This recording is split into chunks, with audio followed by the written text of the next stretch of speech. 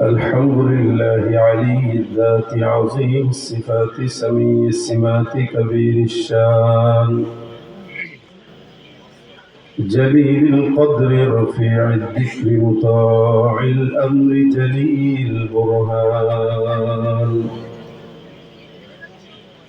ونشهد أن لا إله إلا الله وحده لا شريك له ونشهد أن سيدنا وسندنا وحبيبنا وحبيب ربنا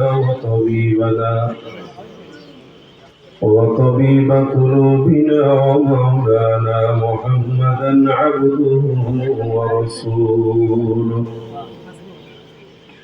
صلى الله عليه وعلى آله وأصحابه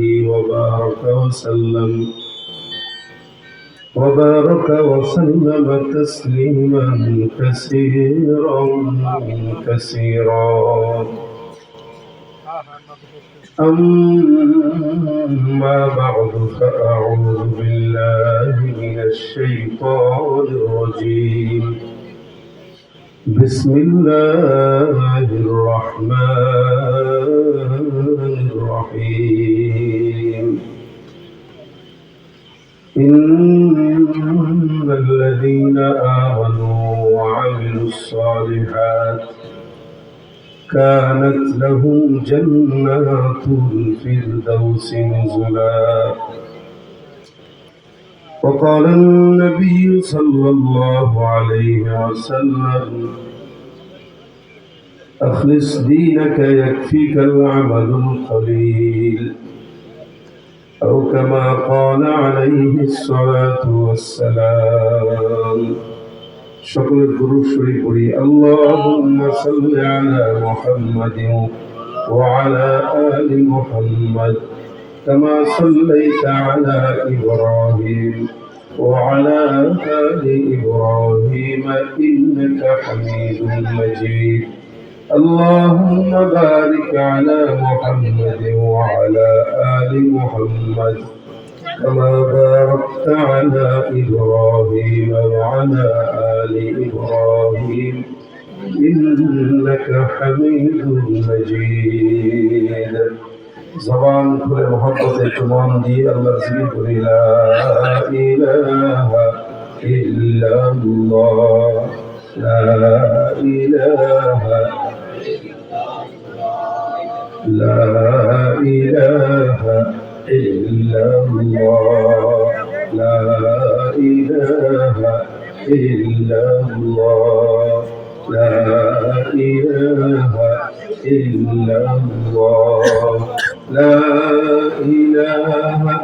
إلا الله لا إله إلا الله لا إله إلا الله لا إله إلا الله محمد رسول الله صلى الله عليه وسلم الحمد لله গোয়ালিয়া মরহুম আলতাজউদ্দিন হাওলাদার বাড়ির উদ্যোগে আয়োজিত আজকের 29তম বার্ষিক ওয়াজ মাহফিলের দ্বিতীয় দিনের শেষ অধিবেশনে আল্লাহ পাক আমাদেরকে বসার তৌফিক দিয়েছেন।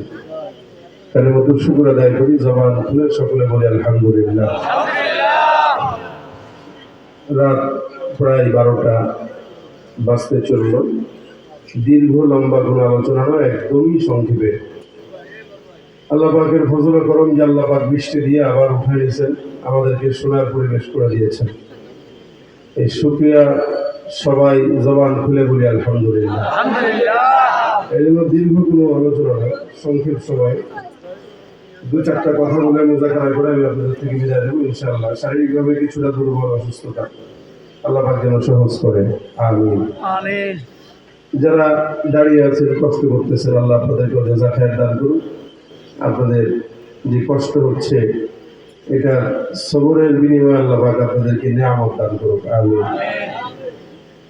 আমি আপনাদের সামনে মুখতাসার একটা আয়াতের অনুকূলে কিছু কথা বলবো।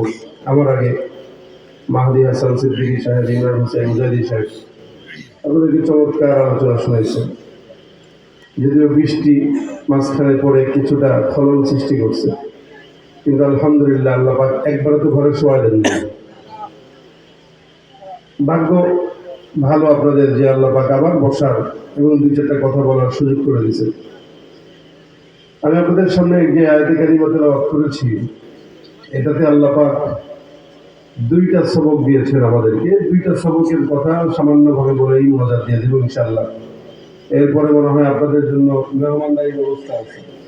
আলহামদুলিল্লাহ, আপনারা বৃষ্টিতে কষ্ট করতেছেন, তো কমিটি আপনাদের জন্য মেহমানদারির ব্যবস্থাও রাখছে। মেহমানদারি গ্রহণ করে তারপরে যাবেন। দুইটা সবক উপস্থিত। আমরা এখানে যারা বসা, আমরা যারা আসছি, যারা দাঁড়িয়ে আছি, আপনাদের এক একজনের মনের নিয়ত এক এক রকম থাকতে পারে।